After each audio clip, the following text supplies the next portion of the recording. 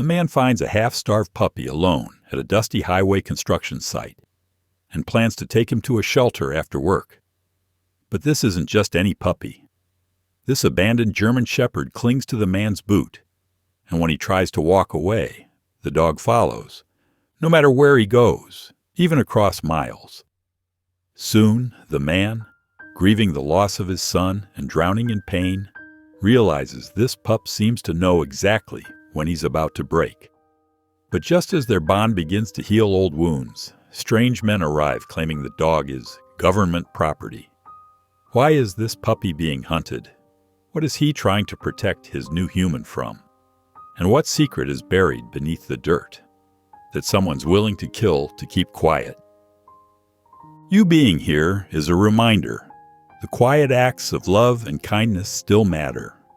If you hold space for compassion, you're already part of this community. The early morning sun cast long shadows across the construction site as Garrett Sullivan pulled his weathered pickup truck onto the gravel access road.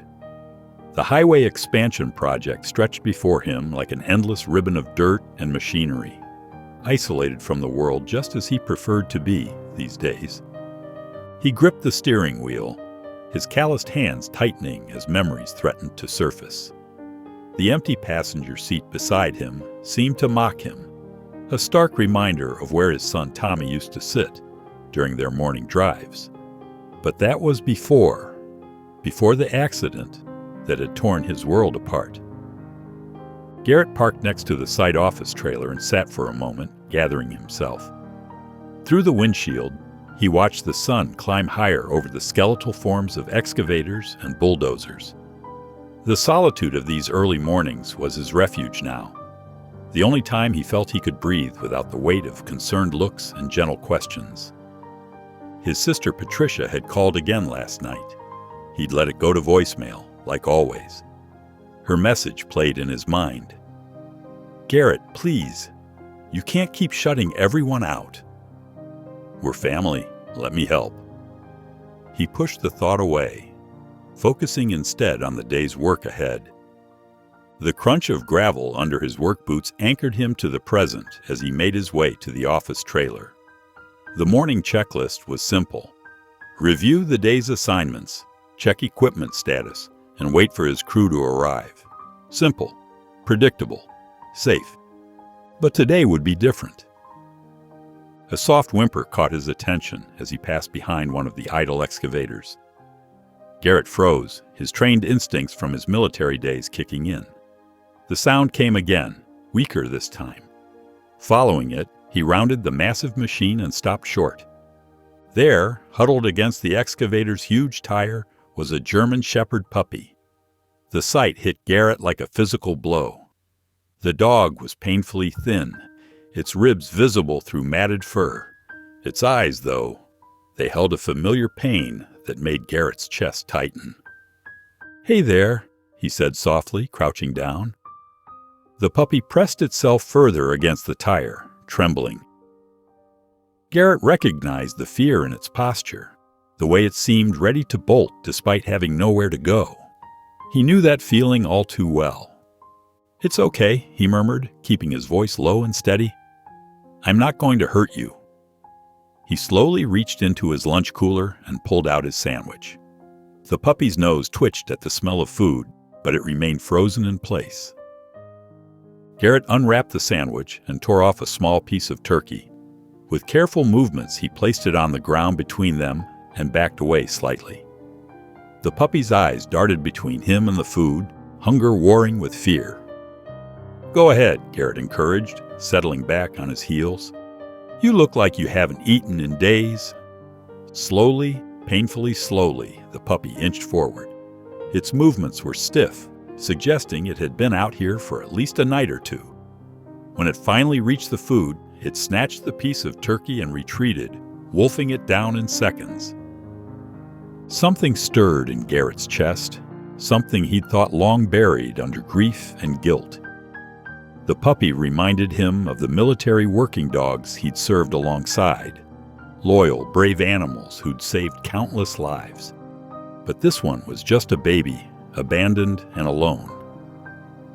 "Guess I'll need to find you a shelter," he said, tearing off another piece of turkey. This time the puppy approached more quickly, its tail giving a tentative wag. "Can't leave you out here." As he continued sharing his sandwich, Garrett found himself talking to the dog, his voice growing softer. "Someone just dumped you here, didn't they? Left you to fend for yourself?" The puppy's ears perked at his voice, and for a moment their eyes met. In those dark eyes, Garrett saw a reflection of his own isolation. The sound of approaching vehicles broke the moment. His crew would be arriving soon. Garrett stood, brushing off his jeans, and the puppy scrambled back, alarmed by his sudden movement. "Hold on," he said, reaching into his cooler again. He pulled out his water bottle and poured some into the lid, placing it near the tire. "I'll figure something out after my shift. Just stay here, okay?" The puppy watched him with those knowing eyes, and Garrett felt something crack in the carefully constructed walls he'd built around his heart. He'd lost so much. His wife years ago, his son more recently, and sometimes it felt like he'd lost himself too. The thought of caring about anything again was terrifying. But as he walked away to start his day, he found himself glancing back at the excavator. The puppy had emerged fully now, lapping at the water he'd left. Something about its resilience, its will to survive despite being abandoned, stirred memories of his own struggle to keep going after losing Tommy. Throughout the morning, as Garrett directed his crew and checked progress on the highway expansion, his thoughts kept drifting back to the puppy. He'd meant what he said about taking it to a shelter. It was the sensible thing to do. He couldn't take care of a dog. He could barely take care of himself these days. Yet every time he passed by that excavator, every time he caught a glimpse of the German Shepherd pup watching him with those soulful eyes, he felt the first stirrings of something he'd thought long dead. Hope. Maybe Patricia was right. Maybe shutting everyone out wasn't the answer. For now, though, he had work to do. But for the first time in months, Garrett Sullivan felt something besides grief and guilt. He felt needed. And somewhere deep inside, past all the pain and loss, that feeling sparked a tiny flame of healing. Garrett spent the morning checking on the puppy between his duties, bringing more water and sharing his snacks. Each time he approached, the German Shepherd seemed less fearful, even wagging his tail in greeting. By lunch break, the dog had started following him at a cautious distance. "You need a name," Garrett found himself saying, as he sat on a concrete barrier, unwrapping his second sandwich. The puppy sat a few feet away, alert and attentive. Something about his posture reminded Garrett of the military working dogs he'd known during his service. "How about Ranger?" The puppy's ears perked up, and his tail thumped against the ground. "Ranger it is, then." Garrett tossed him a piece of sandwich. "But don't get too attached. I'm taking you to the shelter after work." When his shift ended, Garrett managed to coax Ranger into his truck with the promise of more food. The puppy settled into the passenger seat, Tommy's old spot, and something caught in Garrett's throat. He pushed the feeling away and started driving. 10 minutes down the road, Garrett pulled into the gas station. "Stay here," he told Ranger firmly, rolling the windows down just enough for ventilation. "I'll be right back." But when he returned with some dog food and water bowls, Ranger was gone. Panic surged through him as he searched the truck, finding a gap where the window hadn't latched properly. Without thinking, he jumped back in the truck and headed for the construction site. Sure enough, there was Ranger, sitting exactly where Garrett had first found him that morning. The puppy's tail started wagging the moment he spotted Garrett's truck. "How did you—" Garrett shook his head in disbelief. "How did you even know how to get back here?" Ranger trotted over to him, pressing against his legs with a soft whine. The contact sent an unexpected wave of comfort through Garrett's body. He reached down to pat the dog's head, and Ranger leaned into his touch. "All right, let's try this again." Garrett opened the passenger door. "The shelter's probably closed now anyway. You can stay with me tonight, but just tonight." At home, Ranger refused to eat from the bowls Garrett set in the kitchen. Instead, he followed Garrett room to room, always keeping him in sight. When Garrett sat heavily on the couch, exhausted from the day, Ranger immediately settled at his feet. The silence that usually felt so oppressive seemed different with Ranger there. Less empty, less accusatory. Garrett's phone buzzed, Patricia calling again. He usually ignored it, but something made him answer this time. "Garrett?" Patricia's voice was thick with surprise. "I didn't expect you to pick up." "Yeah, well," he watched as Ranger's head lifted at the sound of Patricia's voice. "It's been a weird day. Are you okay?" The familiar concern in her tone made him wince. "I found a dog at the construction site," he said, not sure why he was sharing this. "A German Shepherd puppy. Someone abandoned him." "Oh?" Patricia's voice softened. "What did you do?" "Tried to take him to the shelter, but—" Garrett found himself telling her about Ranger's escape and returned to the site. As he spoke, Ranger moved closer, resting his head on Garrett's knee. Without thinking, Garrett's hand dropped to scratch behind the dog's ears. "You know," Patricia said carefully, "this is the most I've heard you talk in months." Garrett stiffened, but Ranger pressed harder against his leg, and somehow the tension eased. "I'm just keeping him until I can get him to the shelter tomorrow." "Garrett ... Patricia paused. "Maybe this isn't just coincidence. You sound different when you talk about him. More present. Pat." "Just think about it," she interrupted. "Having someone to care for. It might be good for you. And it sounds like this dog chose you for a reason." As if understanding her words, Ranger lifted his head and met Garrett's eyes. There was something in that gaze, an intelligence, a knowing, that made Garrett's chest tighten. "I'll think about it," he found himself saying. After hanging up, Garrett headed to bed, setting up a makeshift bed for Ranger in the living room. But as he lay in the darkness, memories of Tommy started creeping in, the screech of tires, the shattering glass, the silence afterward. His breathing quickened. Suddenly, he felt a weight on the bed. Ranger had somehow opened the bedroom door and now pressed against Garrett's side, offering silent comfort. The dog's steady presence anchored him, drawing him back from the edge of panic. "How did you know?" Garrett whispered, burying his fingers in Ranger's fur. The dog just snuggled closer, his warmth seeping into Garrett's rigid muscles, helping them relax. For the first time since losing Tommy, Garrett didn't feel completely alone in the darkness. As he drifted off to sleep with Ranger's protective presence beside him, he wondered if Patricia might be right. Maybe this wasn't just coincidence. Maybe this strange, intuitive dog had found him for a reason. The next morning, Garrett woke to find Ranger already alert and sitting by the bedroom door. As he got ready for work, the dog followed his routine with an almost military precision, staying exactly 2 paces behind him at all times.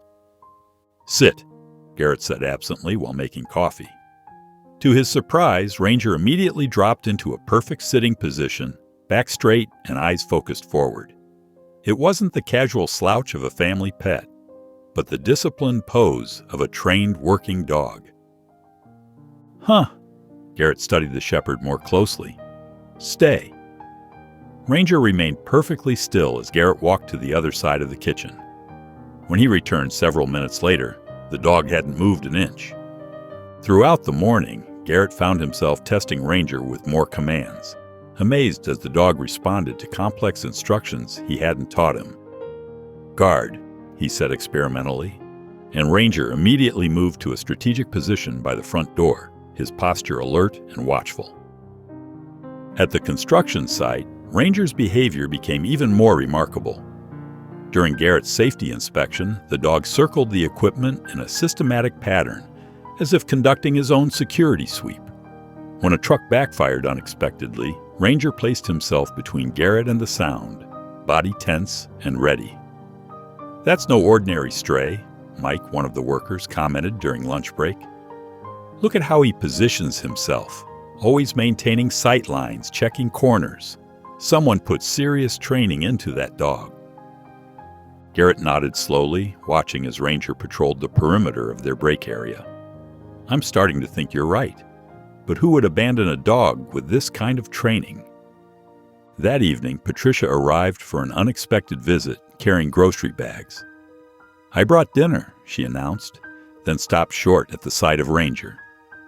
The German Shepherd had immediately moved to a position between her and Garrett, assessing her presence. "It's okay, boy," Garrett said. "She's family." Ranger relaxed slightly, but maintained his vigilant stance. Patricia's eyes widened. "This is the dog you mentioned? He's gorgeous." She set down the bags and knelt slowly, letting Ranger approach and sniff her hand. "And so well behaved. I thought you said he was a stray." "That's what I assumed," Garrett replied, moving to help with the groceries. "But he's showing signs of serious training, military-grade stuff." Patricia watched as Ranger seamlessly shifted position to keep both humans in his sight line. "Well, whatever his background, he's clearly had an effect on you." She smiled softly. "You're talking more. You answered my call yesterday. You're letting me bring dinner." Garrett felt the familiar urge to withdraw, to push away the observation. But Ranger pressed against his leg, offering silent support, and somehow it was easier to stay present. "Yeah, well," he shrugged, unpacking vegetables. "He doesn't let me hide much." "You know," Patricia said carefully, "the house feels different too. Less heavy." She gestured to Tommy's photos on the wall, pictures Garrett usually avoided looking at. "I noticed you moved them. You can see them better now." Garrett's throat tightened, but he managed a nod. Earlier that day, he'd found himself adjusting the photos, making them more visible instead of hiding them in shadows. Ranger had sat with him the whole time, offering quiet comfort when the grief threatened to overwhelm him. "You should adopt him officially," Patricia suggested, starting to prepare dinner. "He's obviously meant to be with you."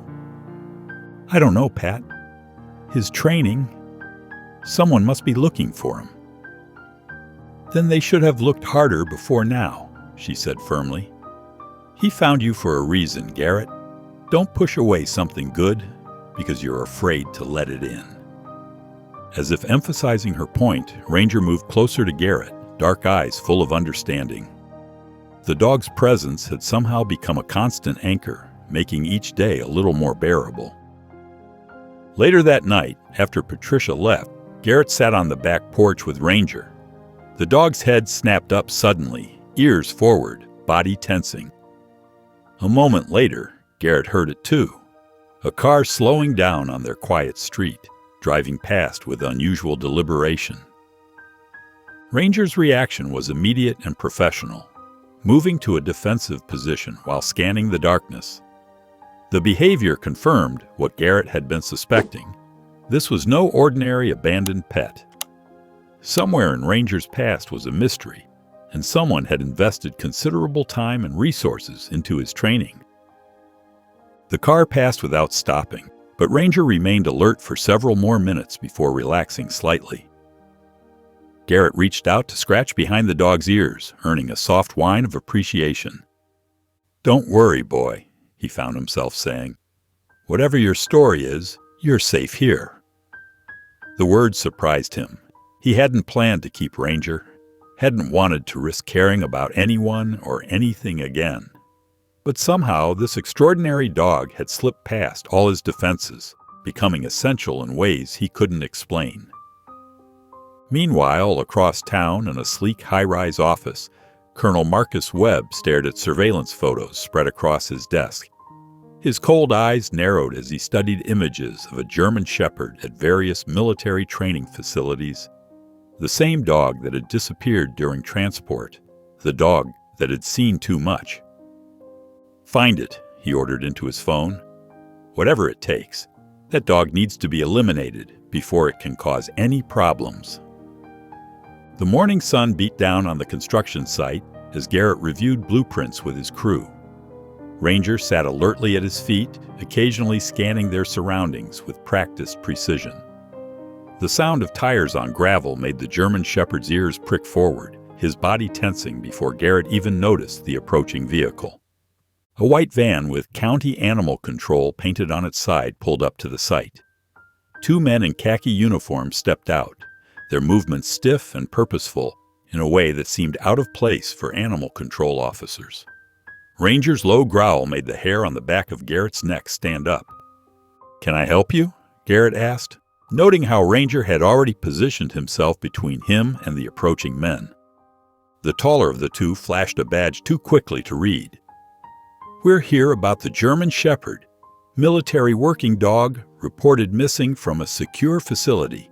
We need to take him into custody immediately." Something felt wrong. Garrett had dealt with animal control before on construction sites. These men carried themselves differently, more like soldiers than civil servants. Their eyes kept scanning the area, hands hovering near their jackets in a way that made him uneasy. "I'm going to need to see some proper documentation," Garrett said firmly, "and official orders if you're claiming he's military property." The shorter man stepped forward aggressively. "Listen, buddy, that dog is a dangerous military asset. We don't need to show you anything. Hand him over now, or things are gonna get complicated." Ranger's growl deepened, his training evident in how he maintained his protective stance without advancing or retreating. The dog's behavior only confirmed Garrett's suspicions. These men weren't who they claimed to be. "Actually, you do need to show me documentation," Garrett replied, standing his ground. "Military property has specific protocols for recovery. If you were legitimate, you'd know that." "You're making a big mistake," the taller man snarled, taking another step forward. Ranger's hackles raised, but he held his position with professional discipline. "That dog isn't your concern. Walk away now, while you still can." Several of Garrett's workers had noticed the confrontation and were moving closer, tools in hand. Mike, his foreman, was already on the phone, likely calling the real authorities. "Last chance," the shorter man warned, his hand disappearing inside his jacket. "Give us the dog, or what?" Garrett interrupted, his voice hard. Years of military service had taught him how to project authority. "You'll do something illegal in front of 15 witnesses, with security cameras recording?" He gestured to the mounted cameras that monitored the construction site. The men exchanged glances, reassessing the situation. The taller one grabbed his partner's arm, pulling him back slightly. "This isn't over," he said quietly, his eyes cold. "That dog belongs to people you don't want to mess with. We'll be back with the proper paperwork." "You do that," Garrett replied evenly, "and I'll have the police verify every document." The men backed away, their movements controlled but angry. As they climbed into their van, Garrett noticed it had no official license plates or county identification numbers, just another detail that proved they were imposters. After they drove away, Ranger maintained his alert posture for several minutes before finally relaxing slightly. The dog looked up at Garrett with intelligent eyes that seemed to hold secrets. Mike approached, putting away his phone. "I called the real animal control. They don't have any German Shepherd recovery orders, and they definitely didn't send anyone here." Garrett nodded, his mind racing. Those weren't animal control officers. Their training showed. Military or private security, if I had to guess. "What kind of dog did you really find, boss?" Mike asked, watching as Ranger resumed his systematic surveillance of the area. "I don't know," Garrett admitted, reaching down to rest his hand on Ranger's head. "But someone powerful wants him back badly enough to send armed men posing as officials." The incident left Garrett shaken, not for his own safety, but for Ranger's. The dog had protected him without hesitation, displaying both his training and his loyalty. Whatever Ranger had seen or done in his past life, someone was willing to go to extreme lengths to reclaim him. Looking down at the German Shepherd's alert face, Garrett felt his protective instincts surge. He had failed to protect his son, that grief would never fully heal. But he could protect this remarkable dog who had somehow found his way into Garrett's broken life and started putting the pieces back together. "Don't worry, boy," he said softly, scratching behind Ranger's ears. "They're not taking you anywhere." The dog pressed against his leg in response, as if making his own promise to stay. For the rest of the day, both Garrett and Ranger remained on high alert, watching for any sign of the fake animal control officers returning. The dog's military training was more evident than ever in how he maintained strategic positions and conducted regular perimeter checks of the construction site. Over the next few days, strange things started happening around Garrett's property. He first noticed it when he came home to find his back door slightly ajar, though he distinctly remembered locking it. Nothing was missing inside, but things felt off, like someone had carefully moved through his house looking for something specific. At the construction site, equipment began mysteriously malfunctioning. The excavator's hydraulic lines were cut clean through, and the electrical system in the crane showed signs of tampering. These weren't random acts of vandalism. These were calculated moves by someone who knew exactly what they were doing. Ranger's behavior changed too.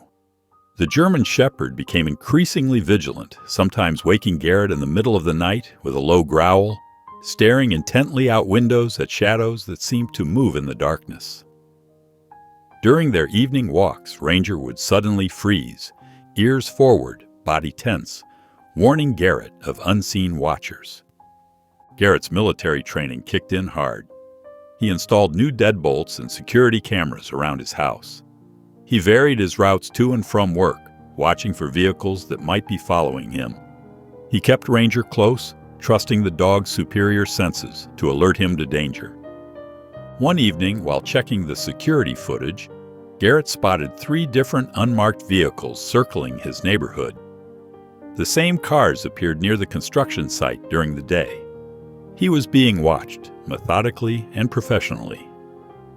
"I need to warn Patricia," he muttered to himself, reaching for his phone.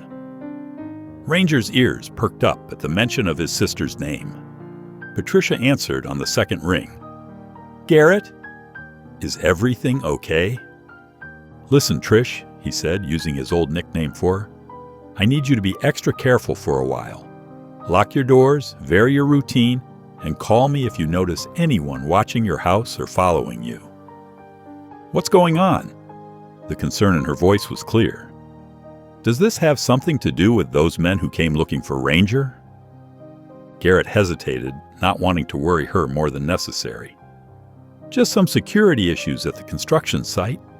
Probably nothing, but I'd feel better knowing you're being careful." "You're not telling me everything," Patricia said firmly, "but I'll be careful. Please, whatever's happening, don't shut me out again." "I won't," he promised, surprised to realize he meant it. "Just stay alert, okay?" After hanging up, Ranger began pacing by the front door, whining softly. Garrett recognized this behavior. The dog wanted to go somewhere specific. He'd been doing this more frequently lately, always trying to lead Garrett in the same direction during their walks. "Okay, boy," Garrett said, grabbing his jacket and flashlight. "Show me what's so important." Ranger led him toward the construction site, but instead of heading to the main area, the dog veered off toward a densely wooded section near where Garrett had first found him. The German Shepherd moved with purpose, occasionally looking back to make sure Garrett was following. They came to a stop near an old drainage culvert. Ranger circled the area, nose to the ground, then sat and looked at Garrett expectantly. Something about this spot clearly held significance for the dog. Garrett swept his flashlight beam around the area. The ground showed signs of recent activity: broken branches, disturbed earth, marks that could have been made by vehicles. Whatever had happened here, it wasn't long ago. A glint of metal caught his eye. Crouching down, Garrett found a small brass casing partially buried in the mud. Military grade, not something hunters would use. His stomach tightened as he examined the area more carefully, finding more signs that told an unsettling story. This wasn't just a random spot where someone had abandoned a dog. Ranger whined again, pawing at the ground near the culvert. The dog's insistence and the evidence around them made Garrett certain something important had happened here, something connected to why armed men were hunting for Ranger. A twig snapped in the darkness behind them. Ranger's head whipped around, a low growl rumbling in his chest. Garrett quickly killed his flashlight, pulling Ranger behind a large tree. They waited in silence as footsteps moved through the woods, accompanied by the soft crackle of radio communication. "Area clear," a voice whispered nearby. No sign of the dog or the construction worker. Continuing sweep pattern Alpha. Garrett held perfectly still, one hand resting on Ranger's back, feeling the dog's muscles coiled and ready. They waited until the footsteps faded before carefully making their way back home, using every bit of stealth training Garrett possessed. Back in his house, Garrett double-checked all the locks and security systems. Ranger positioned himself near the front window, maintaining his guard. The reality of their situation was now crystal clear. They weren't just being watched or harassed. They were being hunted by professionals who wouldn't stop until they got what they wanted. Looking at Ranger's alert profile in the darkness, Garrett wondered what secrets the dog carried that made him so valuable or so dangerous to these people. Whatever it was, that spot in the woods held answers. But getting to those answers without being caught would require all of Garrett's military experience and Ranger's remarkable abilities. Under the cover of darkness, Garrett returned to the culvert area the next evening, this time better prepared. He brought a proper flashlight, work gloves, and tools, determined to investigate what Ranger seemed so desperate to show him. The German Shepherd led the way confidently, his tail low but purposeful. The night air was crisp, and fallen leaves crunched softly under their feet as they approached the spot. Ranger immediately began pawing at a specific area near the culvert's entrance, whining softly. Garrett swept his flashlight beam across the ground, noticing something he'd missed before. There was a small gap between the culvert's metal edge and the surrounding soil. "What have you got, boy?" Garrett whispered, kneeling beside Ranger. Using his gloved hands, Garrett carefully cleared away loose dirt and debris. His fingers brushed against something synthetic, a waterproof bag wedged tightly into the space. With careful maneuvering, he managed to work it free. The bag was military grade, the kind designed to protect important documents from the elements. Garrett's heart pounded as he opened it, revealing a thick stack of papers inside. Some were crumpled and mud-stained, but most remained readable thanks to their protective covering. As Garrett began examining the documents under his flashlight beam, his hands started trembling. These were military requisition forms, transport manifests, and inventory lists. But something was terribly wrong. The numbers didn't match up. Equipment marked as delivered to forward operating bases never arrived.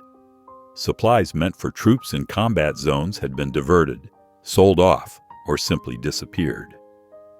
"Body armor," Garrett muttered, his voice tight with anger as he read through the lists. "Medical supplies, combat equipment." Each page revealed more items that should have gone to protect American soldiers but had vanished into thin air. One document caught his attention, a transport manifest dated just weeks ago.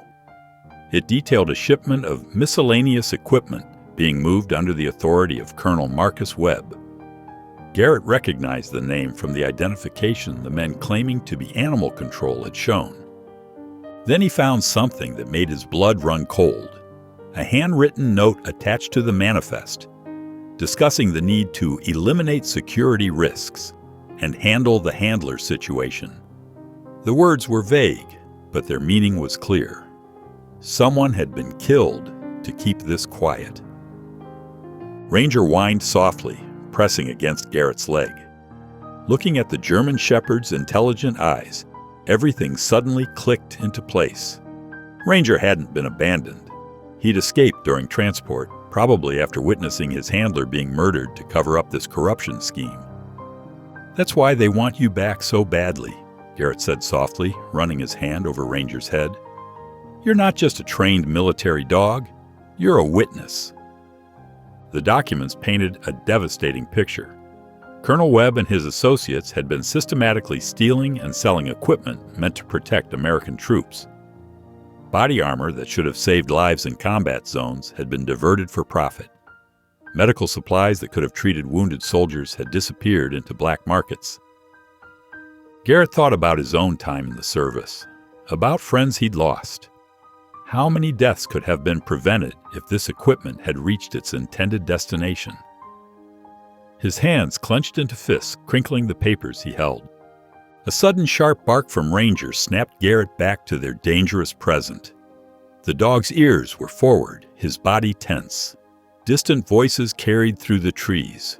Searchers were nearby again. Working quickly, Garrett photographed as many documents as he could with his phone, making sure to capture the most damning evidence. He couldn't risk taking the originals. If they were found in his possession, he'd have no way to prove their source, but digital copies could be distributed quickly if anything happened to him. He carefully returned the documents to their waterproof bag and wedged it back into its hiding spot, making sure it looked undisturbed. Just as he finished, Ranger's low growl warned him of approaching footsteps. Garrett and Ranger slipped into the shadows of a large oak tree, barely breathing as two men with flashlights passed nearby. Through the darkness, Garrett could make out holstered weapons at their hips. These weren't ordinary security guards. "Keep searching," one man said into a radio. "Webb wants this area swept clean. That dog has to be leading him here eventually." They waited until the searchers moved on before making their way carefully back through the woods. Garrett's mind raced with the implications of what he'd discovered. This wasn't just about a missing military dog anymore. This was about corruption that had likely cost American soldiers their lives. Back home, Garrett immediately backed up the photos to secure cloud storage and sent encrypted copies to multiple email accounts.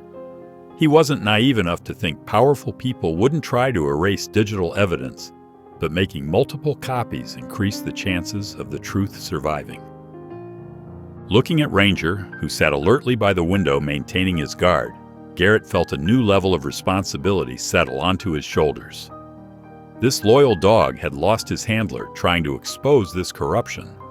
Now they were both targets of the same people who had killed to keep their scheme hidden. "Don't worry, boy," Garrett said softly, scratching behind Ranger's ears. "We're going to make sure your handler didn't die for nothing. We're going to expose all of it." Ranger turned to look at him, those intelligent dark eyes seeming to understand every word. The German shepherd had chosen Garrett for a reason, trusting him with not just his safety, but with the truth he carried. It was a trust Garrett intended to honor, no matter the cost. The morning sun cast long shadows across the construction site as Garrett arrived early to check on some equipment. Patricia had texted that she was stopping by with coffee and breakfast, wanting to discuss Ranger's growing impact on her brother's life.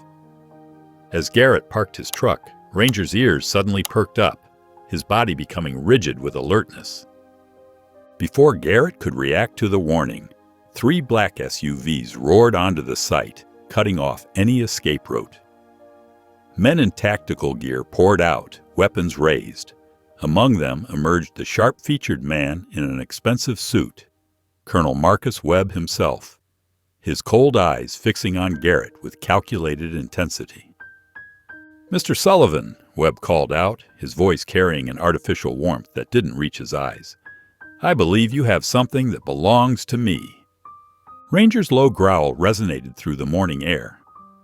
The dog's posture shifted subtly, and Garrett noticed how his gaze kept darting to specific positions around the construction site. Following these silent signals, Garrett spotted the glint of rifle scopes from hidden snipers on the surrounding equipment and dirt mounds. "The dog isn't yours," Garrett replied firmly, his military training kicking in as he assessed their situation.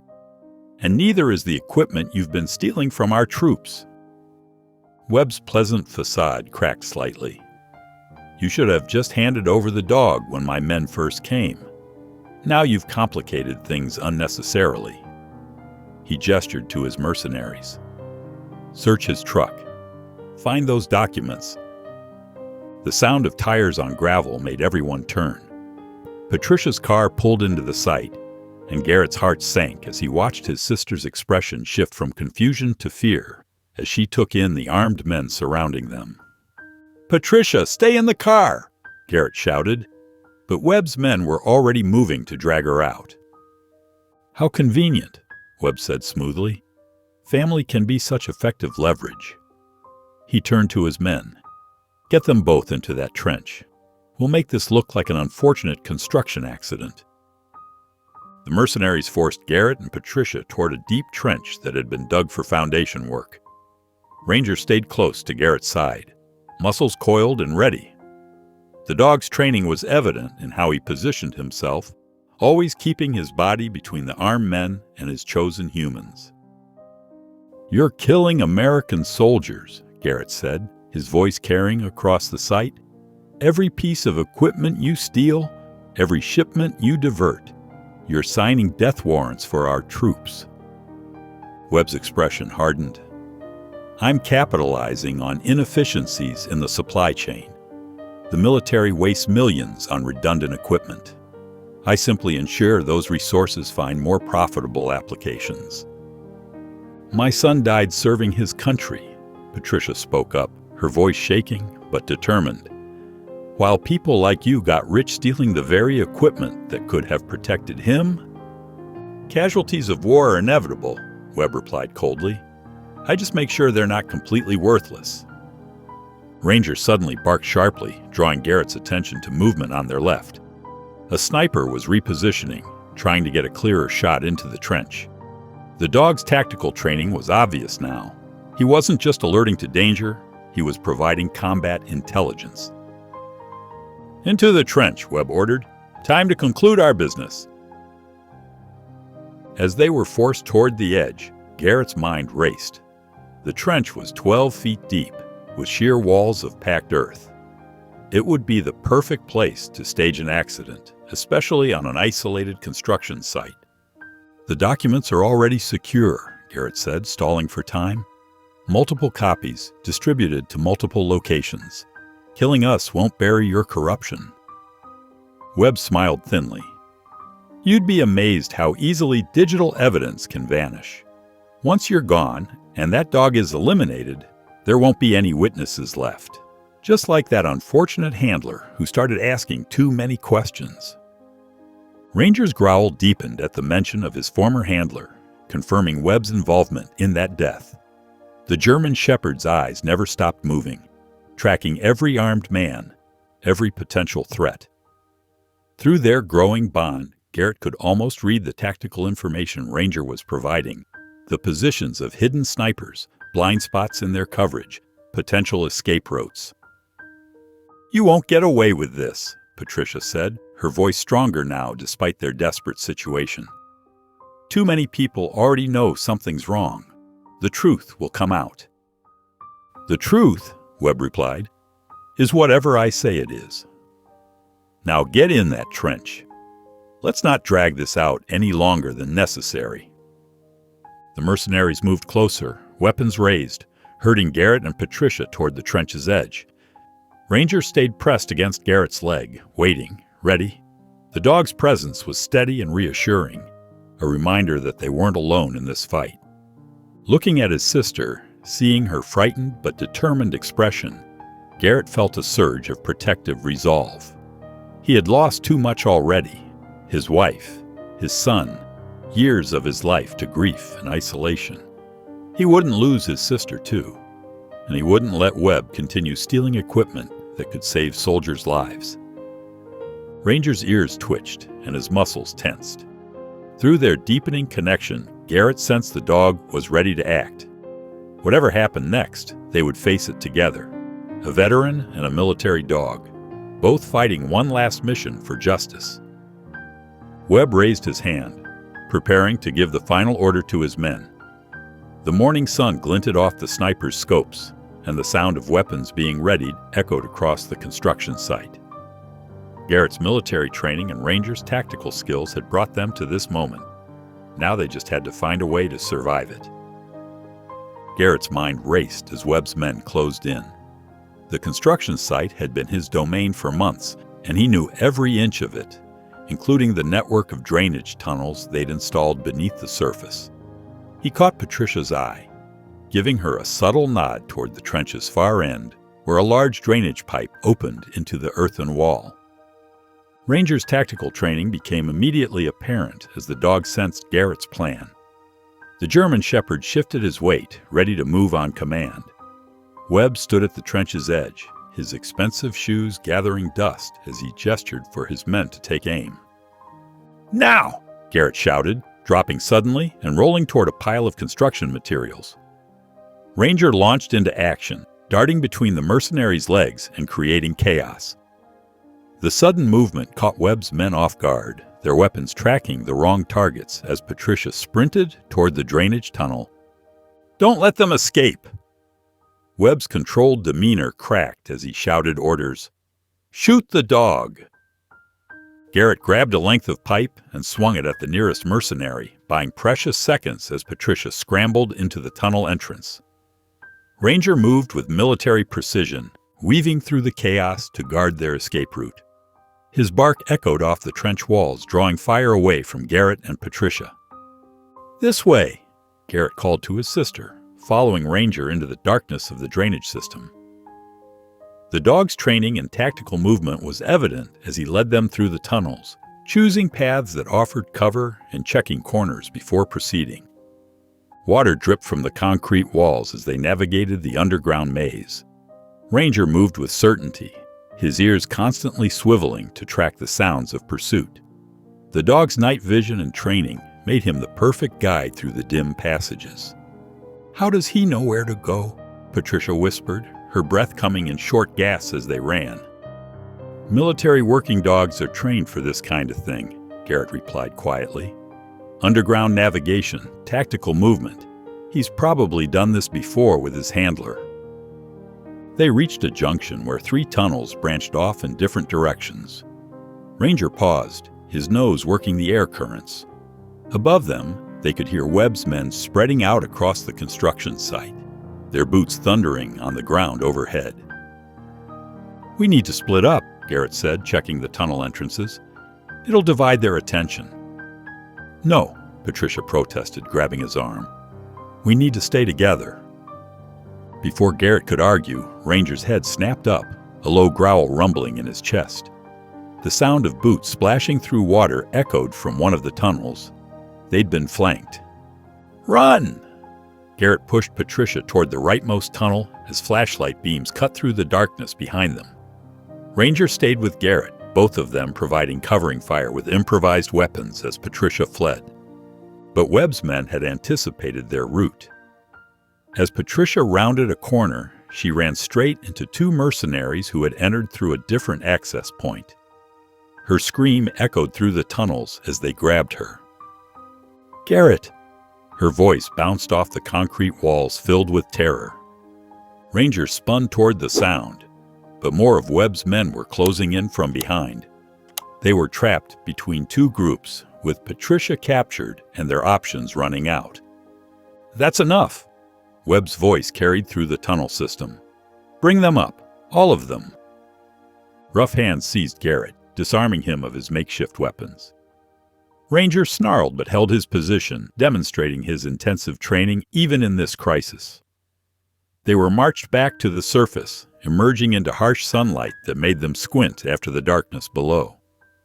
Webb stood waiting, his suit still immaculate despite the morning's chaos. 2 mercenaries held Patricia, her face tear-streaked but defiant. The colonel's cold eyes moved from Garrett to Ranger, then to a tablet one of his men held. "Your sister's life for the dog and the evidence," Webb said simply.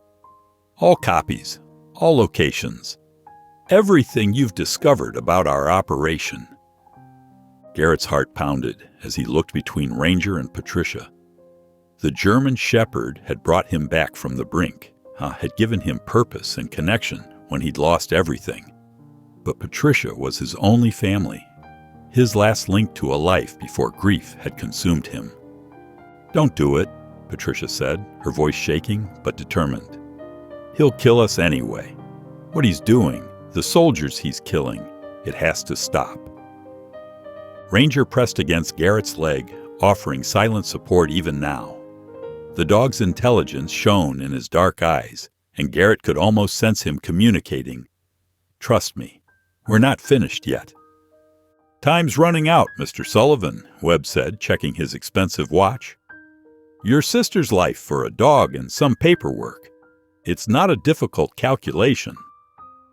Garrett looked down at Ranger, remembering how the dog had pulled him from his isolation, had given him back his ability to feel and connect. Then he looked at Patricia, who had never given up on him even in his darkest days. The choice felt impossible: sacrifice his newfound purpose or his last remaining family. "You're right about one thing," Garrett said slowly, his hand resting on Ranger's head. "It's not a difficult calculation at all." The morning sun beat down on the construction site as Garrett faced his darkest moment. Webb's men had their weapons trained on Patricia, while Ranger remained steadfast at Garrett's side. Everything hung in the balance: his sister's life, the evidence of Webb's corruption, and the remarkable dog who had changed everything. Webb's patience visibly thinned. "Choose now, Mr. Sullivan. The dog and the evidence, or your sister's life. What's it going to be?" Garrett watched Webb's car disappear down the dusty road, his mind already racing with plans. He had agreed to meet at the construction site at midnight to make the exchange. Ranger and all evidence of the weapons trafficking scheme for Patricia's life, but Garrett had no intention of letting Webb win. "Come on, boy," he said softly to Ranger. "We've got work to do." Back at his trailer office, Garrett spread out the stolen military documents across his desk. His hands trembled slightly as he dialed the FBI field office number listed in the paperwork. The documents detailed not just the weapons trafficking operation, but also included contact information for military oversight and federal investigators. "This is Special Agent Torres," a woman's voice answered. "My name is Garrett Sullivan. I have evidence of military weapons trafficking by Colonel Marcus Webb, and he's holding my sister hostage." Garrett's voice was steady despite his racing heart. "I need your help." Over the next hour, Garrett explained everything: finding Ranger, discovering the documents, Webb's threats. The FBI agent listened intently, asking pointed questions about locations and timing. "We can have a tactical team in position by 2300 hours, Agent Torres said. "But Mr. Sullivan, do not engage Webb directly. He's extremely dangerous." "Just be ready," Garrett replied, knowing he couldn't wait passively while Patricia's life hung in the balance. "I'm sending you copies of everything now." After scanning and sending the documents, Garrett turned his attention to the construction site. He knew every inch of the property, including the network of demolition charges they had set up for the next phase of highway expansion. The charges weren't armed, but Webb wouldn't know that. Garrett spent the afternoon moving equipment into strategic positions: excavators positioned to block escape routes, concrete barriers creating choke points. Each placement was carefully planned to funnel Webb's men exactly where he wanted them. "Okay, Ranger," he said, kneeling beside the German Shepherd. "Time to learn your language." Garrett had noticed how Ranger responded to certain hand movements, subtle gestures that must have been part of his military training. He began experimenting, watching carefully as the dog's behavior changed with different signals. A flat palm down made Ranger drop to the ground. 2 fingers pointed made him move forward. A closed fist brought him to an alert halt. Hour after hour, Garrett practiced the signals with Ranger, amazed at the dog's patience and intelligence. Each successful command brought them closer to working as a team. As the sun began to set, casting long shadows across the construction site, Garrett felt a growing confidence in their connection. "You're not just any military dog, are you?" he murmured, scratching behind Ranger's ears. You're special ops or something similar. That's why Webb's so desperate to get you back. You've seen too much." Ranger's dark eyes seemed to hold understanding beyond what should be possible for a dog. His training was evident in every movement, every response. Whatever unit he had come from, they had created an extraordinary animal. At 10 o'clock, Garrett began the final preparations. He gathered the original documents and placed them in a waterproof case, keeping digital copies secured in multiple locations. He checked and double-checked the positions of the construction equipment, ensuring every piece was exactly where it needed to be. The demolition control panel was crucial to his plan. Though the charges weren't armed, the panel's lights and switches would make it appear active. Garrett positioned it prominently in his trailer office, where Webb would be sure to see it. "If this works," he told Ranger, "Webb will think he's surrounded by live explosives. That should make him think twice about trying anything." Garrett's phone buzzed. A text from Agent Torres confirming the FBI team was in position, hidden in the tree line surrounding the construction site. They would wait for his signal before moving in. Everything was ready. At 11:30, Garrett heard vehicles approaching. Headlights swept across the construction site as 3 black SUVs rolled to a stop. Webb's men emerged first, spreading out with military precision. Then Webb stepped out, still wearing his immaculate suit despite the late hour. 2 men dragged Patricia from the second vehicle. Garrett's heart clenched at the sight of his sister. She looked tired but unharmed, her eyes scanning the darkness until she found him. He gave her a subtle nod, praying she would understand to be ready. "Right on time," Webb called out, his voice carrying across the empty site. "Do you have what we discussed?" "Everything's here," Garrett replied, patting the waterproof case. Ranger stood alertly at his side, watching Webb's men without making a sound. "Let my sister go, and it's all yours." Webb smiled coldly. "The dog first, then the documents, then your sister." Garrett had expected this. He kept his hand casually near the demolition control panel as he responded. "You should know something first, Colonel. This entire site is rigged with demolition charges. Standard procedure for our next phase of construction." He flipped a switch, making the panel light up. "One wrong move, and I bring this whole place down." Webb's smile faltered slightly as he looked at the blinking lights. His men shifted uncomfortably, eyeing the construction equipment and barriers surrounding them. Garrett had positioned everything to create the illusion of being trapped in a controlled blast zone. "You're bluffing," Webb said, but uncertainty had crept into his voice. "Want to bet my sister's life on that?" Garrett's finger hovered over the detonator switch. "I've got nothing left to lose, Colonel. But you've got a lot to explain if this site explodes with you in it." Ranger remained perfectly still beside Garrett, waiting for the signal they had practiced. Every piece was in place. The FBI team hidden nearby, the construction equipment positioned just so, and Webb's men exactly where Garrett wanted them. Now it all came down to timing and trust in the remarkable dog at his side. Webb studied Garrett's face, weighing the threat.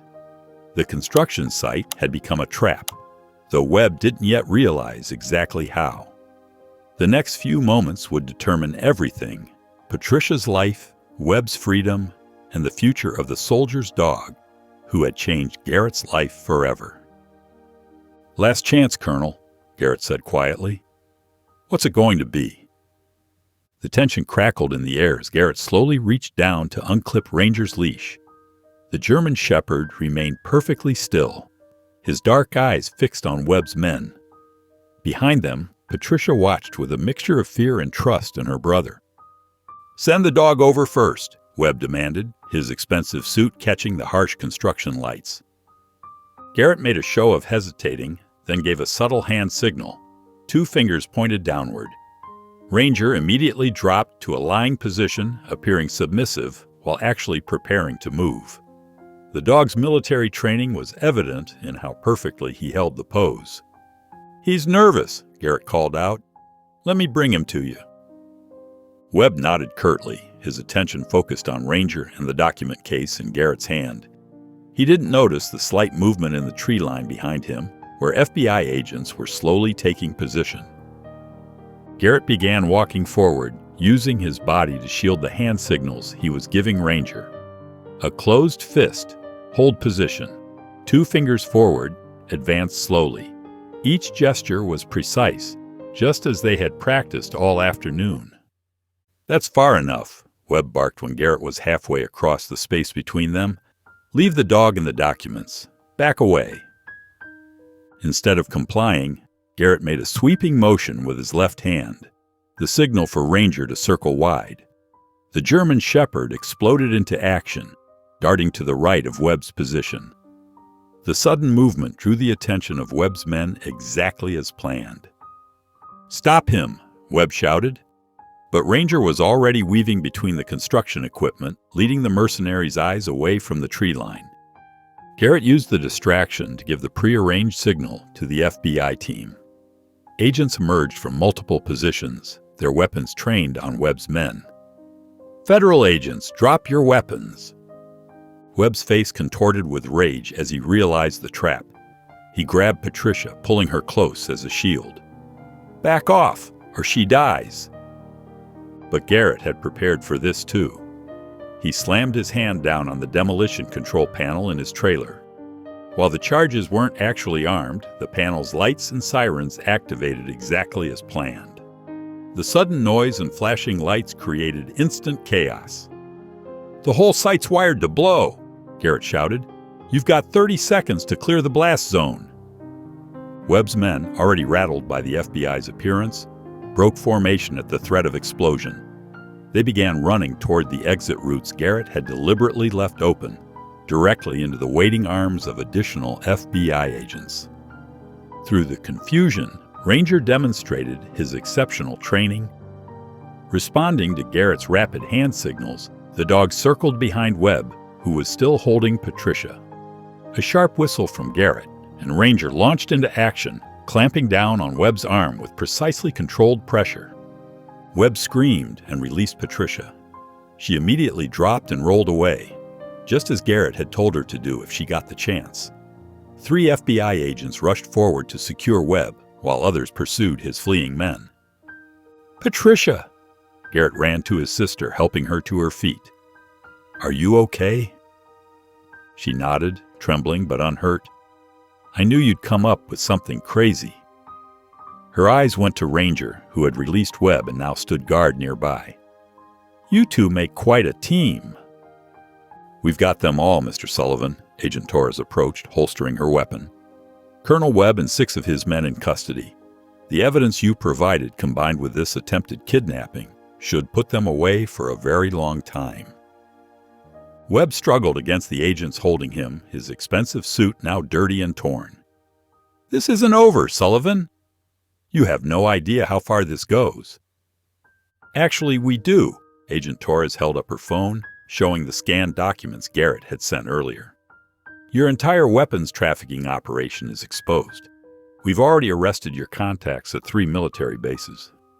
Garrett felt a weight lift from his shoulders as he watched the FBI agents lead Webb away. Ranger trotted back to his side, tail wagging slightly as Garrett scratched behind his ears. "Good boy," he murmured. "You did great." Patricia wrapped her arms around her brother, and for the first time in years, he didn't pull away. "I'm sorry I got you involved in this," he said softly. "Are you kidding?" She smiled through tears. "This is the most you've talked to me in months. Besides," she looked down at Ranger, "I think you found exactly what you needed." Agent Torres approached them again, her expression serious.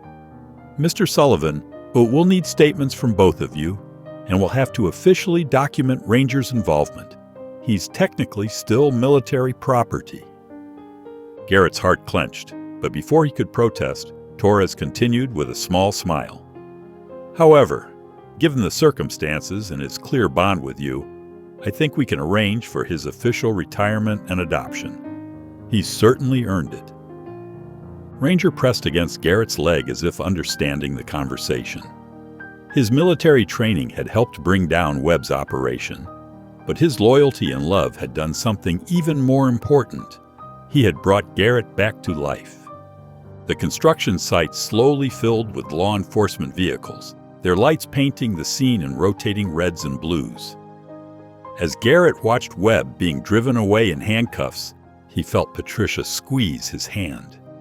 "You know," she said quietly, "this is the first time I've seen you look like yourself since we lost them." Garrett knew she meant his wife and son. The pain was still there, it always would be, but it no longer felt like it was suffocating him. He looked down at Ranger, the extraordinary dog who had changed everything. "Sometimes," he replied, "help comes from unexpected places." Ranger's tail wagged as if in agreement, and Garrett marveled at how this remarkable military dog had not only helped him bring down a corrupt operation, but had also given him back his family and his hope for the future. In the days following Webb's arrest, the full scope of his corruption scheme unfolded like a dark tapestry. Garrett sat in a federal building conference room, watching news coverage of the arrests playing on a wall-mounted television. Beside him, Ranger lay alert but relaxed, his presence a steady comfort. Agent Torres entered with a thick folder and a grim expression. "The numbers are worse than we thought," she said, spreading documents across the table. "Webb's operation wasn't just stealing equipment. They were systematically replacing critical gear with cheaper knockoffs and pocketing the difference." Garrett's jaw tightened as he looked at the photographs. "Body armor?" "Medical supplies, tactical gear, even vehicle armor." Torres shook her head. "Hundreds of soldiers were put at risk. We've linked at least 23 casualties directly to substandard equipment from Webb's operation." The revelation hit Garrett like a physical blow. He thought of his own time in service, of brothers in arms who had trusted their equipment with their lives. Ranger sensed his distress and pressed closer against his leg. "Tell me about Ranger," Garrett said quietly. "His real background." Torres pulled out another file. He was part of a specialized K-9 unit trained to detect tampering in military shipments. His handler, Sergeant Michael Chen, was scheduled to testify before a military tribunal about irregularities he'd discovered in supply chains. She slid forward a photograph of a young Asian American soldier with kind eyes, posing with a younger Ranger. Chen was killed when their transport was ambushed. The official report called it a tragic accident, but now we know Webb arranged it. Ranger wasn't just a witness. He was part of the team gathering evidence. That's why he led me to those documents, Garrett realized. He was completing his mission. Military working dogs are incredibly loyal to their purpose, Torres confirmed. Even after losing his handler, Ranger never stopped trying to expose the truth. The documents you found were from Chen's investigation. Webb's men had been searching for them since the ambush.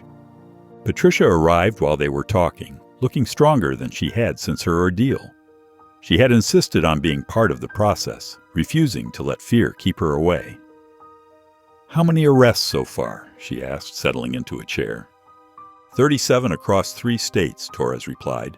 Webb's network included military personnel, contractors, and civilian suppliers. We're still unraveling all the connections.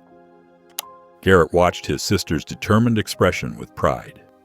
The Patricia he'd pushed away for so long had never given up on him, and now she was showing that same strength in facing this challenge. "The military tribunal is particularly interested in Ranger's testimony," Torres continued, scratching the shepherd's ears. His training included identifying specific chemical markers in legitimate military equipment. He can literally smell the difference between real and counterfeit gear. "Will they really accept evidence from a dog?" Patricia asked.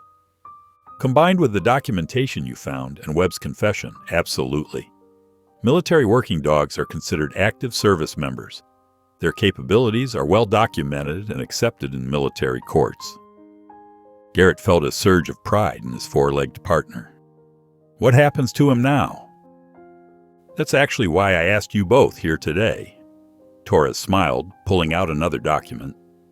Given Ranger's unique situation and the bond you formed, the military is offering you the chance to adopt him officially. They're processing his honorable discharge in recognition of his service. Patricia's eyes welled with tears as she watched her brother absorb this news.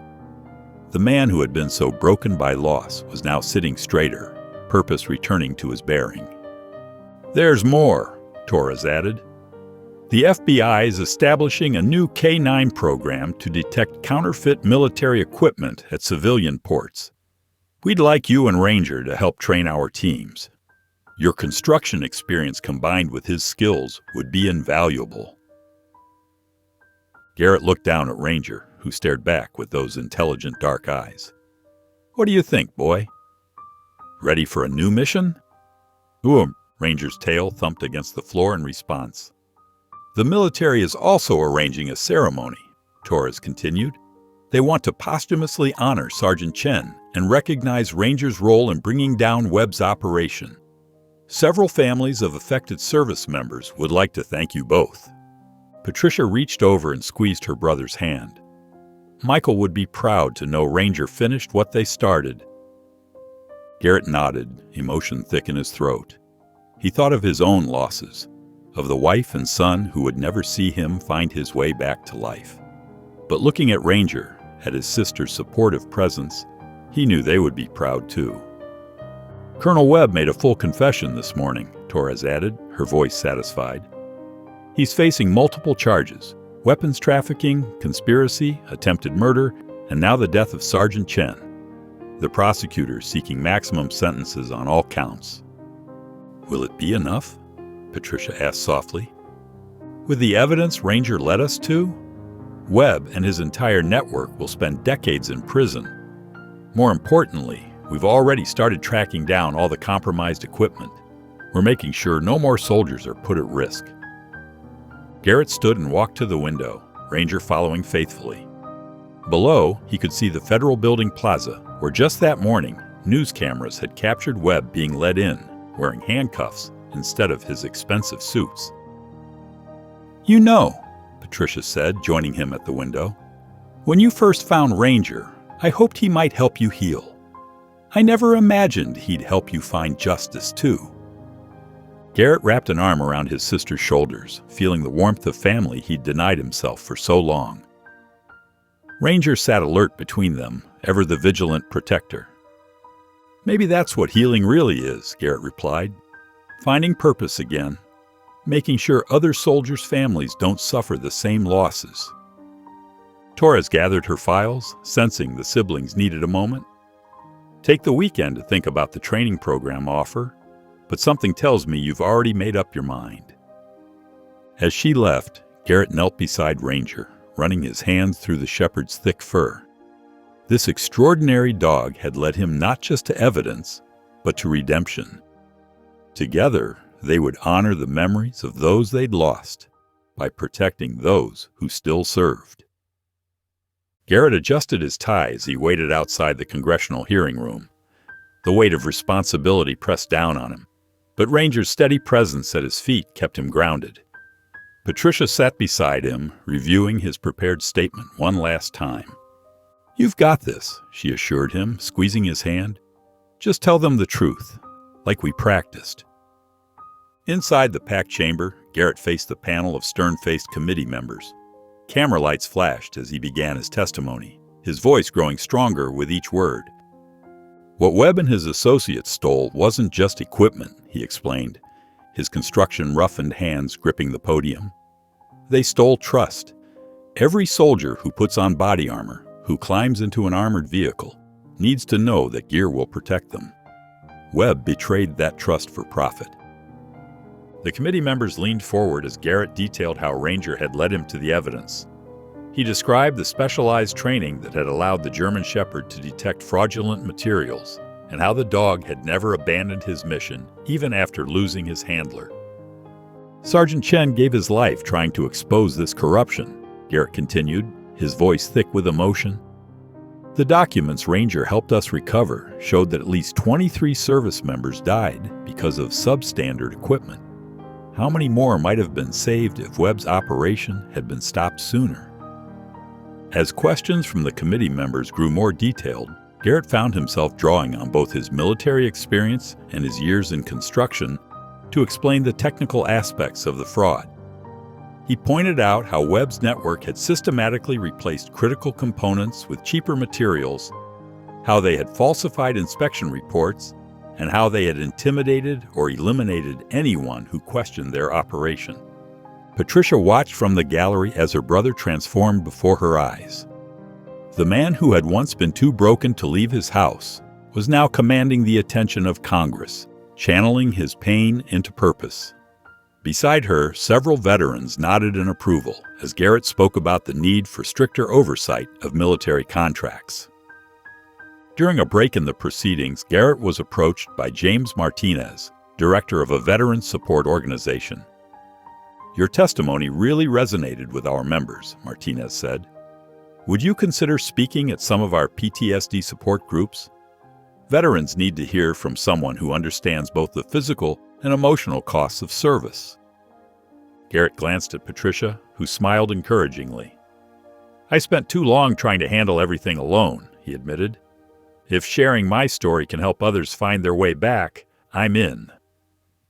Over the following weeks, as the congressional investigation expanded to examine other military contractors, Garrett began attending veteran support meetings. At first, he just listened, but gradually he started sharing his own journey through grief and isolation. Ranger accompanied him to every session, his calming presence helping other veterans open up about their struggles. Patricia found a small house just 10 minutes from her brother's place, close enough for impromptu dinners but far enough to maintain independence. During these shared meals, Garrett slowly began talking about Tommy and Sarah, his son and wife. The memories still hurt, but sharing them with his sister helped ease the burden of carrying them alone. "I thought pushing everyone away would protect me from more loss," he told Patricia one evening as they watched Ranger play in the backyard.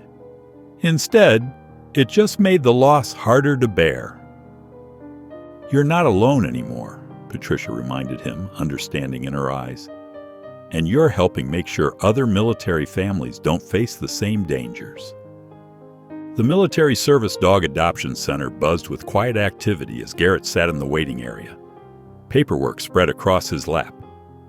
Ranger lay at his feet, head resting on his polished paws, watching the door with alert attention. Patricia sat beside them, helping organize the stack of forms and certificates. "Sergeant Chen's family wanted you to have this," the program coordinator said, handing Garrett a worn photograph. In it, a young soldier knelt beside Ranger, both wearing desert camouflage, their posture proud and professional. They said knowing Ranger completed their son's mission would have meant everything to him. Garrett's fingers trembled as he accepted the photo. How long were they partners? 2 years. Ranger was specially trained to detect substandard materials in military equipment. Sergeant Chen discovered the corruption during a routine inspection. The coordinator's voice softened. They were on their way to testify when their transport was attacked. Patricia squeezed her brother's arm as he absorbed this information. Ranger lifted his head, sensing the emotional weight of the moment, and pressed his muzzle against Garrett's hand. "The adoption includes all of Ranger's service records and training certificates," the coordinator continued, sliding a thick folder across the desk. "He's received specialized tactical training, advanced detection skills, and a heart bigger than all of us," Garrett finished, scratching behind Ranger's ears. The German shepherd's tail thumped against the floor in steady rhythm. After signing the final papers, Garrett knelt before Ranger, holding up the official adoption certificate. "Looks like you're stuck with me now, buddy," Ranger responded by licking his face, drawing a laugh from Patricia. Back home, Garrett hung Sergeant Chen's photograph next to the one of Tommy in his living room. The two frames seemed to balance each other, one representing the loss that had nearly destroyed him, the other symbolizing the unexpected path to healing. He established new routines that honored both memories. Every morning began with a run alongside Ranger, following the trail where Tommy used to practice for cross-country. Their evenings often ended at the local Veterans Center, where Garrett shared their story with others struggling to find their way back from trauma and loss. "I thought I was rescuing a stray puppy," Garrett would tell the groups, Ranger's steady presence beside him providing silent support. "Instead, I found a partner who helped me expose corruption, find justice, and remember how to live again." The veterans responded to their story, recognizing their own battles in Garrett's journey.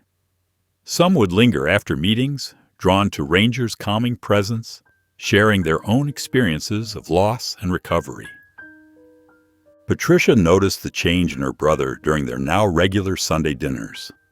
The haunted look in his eyes had been replaced by purpose. He spoke more freely about Tommy and Sarah, sharing memories that brought smiles instead of just pain. Ranger would move between them during these conversations, offering comfort when needed, celebrating the joy when it emerged. "Tommy would have loved him," Garrett said one evening, watching Ranger chase fireflies in the backyard. "He always wanted a dog." "He'd be proud of what you're doing," Patricia replied. "Both of them would be." Garrett nodded, understanding she meant both Tommy and Sergeant Chen. Two lives lost too soon, but whose memories now guided him toward a future he never expected to find. With Ranger by his side and Patricia nearby, he had finally found his way home. The autumn breeze rustled through the maple trees, scattering red and gold leaves across the cemetery grounds. Garrett Sullivan stood before Tommy's headstone, Ranger sitting attentively by his side. The morning sun cast long shadows across the polished granite, where fresh flowers from Patricia's last visit added splashes of color to the solemn setting. Garrett knelt down, running his fingers over the engraved letters of his son's name. For the first time since the funeral, the crushing weight of grief didn't overwhelm him. Instead, a bittersweet warmth filled his chest, as memories of Tommy's laugh echoed in his mind. "Hey, buddy," he said softly, his voice steady. "I brought someone to meet you." Ranger shifted closer, pressing against Garrett's leg. "This is Ranger. He's the reason I'm finally able to be here talking to you like this." A gentle breeze stirred Tommy's favorite baseball cap, which Garrett had placed atop the headstone. "You would have loved him, Tommy. Remember how you always begged for a dog?" He smiled at the memory. "Mom was allergic, but you never gave up hoping. You used to draw pictures of the dog we'd get someday." Ranger's ears perked up at approaching footsteps, then relaxed as they faded toward another part of the cemetery. Garrett continued, "This guy found me when I was lost, son. After losing you and your mom," his voice caught for a moment, "I didn't want to keep living, but Ranger wouldn't let me give up, just like you never gave up on anything." He told Tommy about the corruption they'd exposed, about the soldiers whose lives would be saved, because proper equipment would now reach them.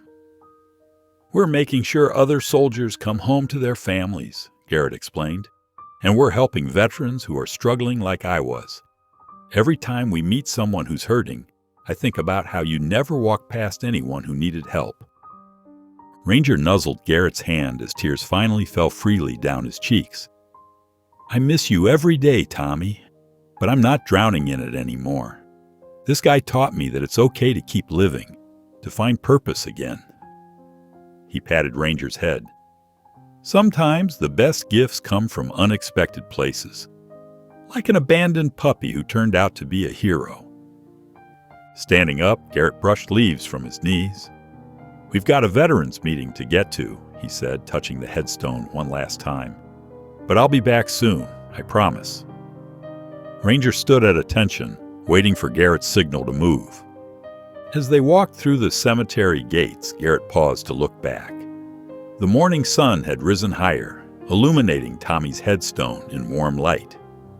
A strange peace settled over him, not the absence of grief, but the presence of something stronger.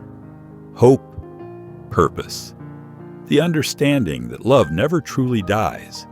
It just finds new ways to express itself. Ranger nudged his hand, reminding him of the time. They had veterans waiting for them, people who needed to hear their story of healing and redemption. As they headed toward Garrett's truck, he realized that what had started with an abandoned puppy's refusal to leave his side had become something far greater, a mission to honor fallen soldiers and heal broken spirits. Looking down at his faithful companion, Garrett saw both his past and his future reflected in Ranger's intelligent eyes. Together, they had found their way through darkness to a new dawn, and now they would help others do the same. Thank you for watching. If even one moment stayed with you, don't forget to subscribe. I'll be here tomorrow with another story that speaks to the heart.